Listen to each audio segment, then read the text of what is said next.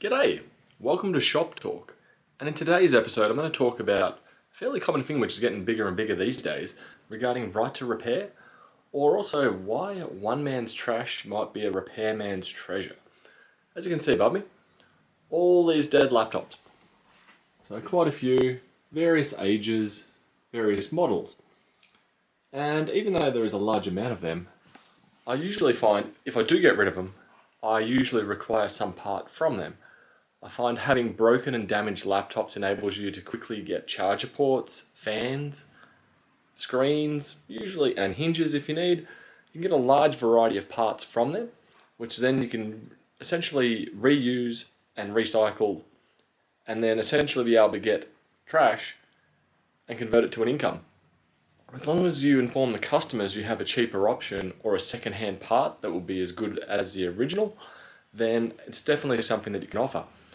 It is also the same case with phones as well, especially with the newer iPhones. I've noticed with the iPhone 10 or X and above that even things like the charger ports definitely have a lot of booby traps. So today, for example, I replaced the back glass on an iPhone 11 and I accidentally severed one of the microphone connections on the charger cable.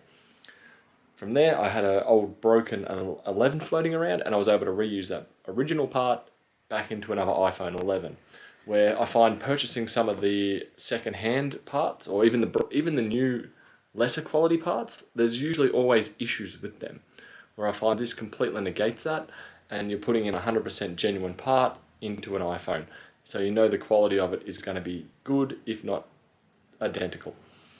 With the laptops up here, there may be some differences. For example, if you need to replace a laptop fan, the fan itself might be a little bit dirty, but the bearings in it are perfectly fine. I always give the customer an option if I am using a second-hand part to either A, choose a brand new part if available, or use the second-hand part at a reduced price to the customer. So they're also getting a benefit out of it by getting their repair done at a cheaper rate. So even though there is a large amount of laptops up here, I do find it still worthwhile keeping them, even though some of them are quite old and now are getting a bit more obsolete. But they still are useful, because usually by the time I throw them away, I find the week later I do require to use a part from a machine I just got rid of. That seems to be also the trend with phones as well. Get rid of a screen, or get rid of an old broken iPhone 6S, and turns out I need a part off it the following week.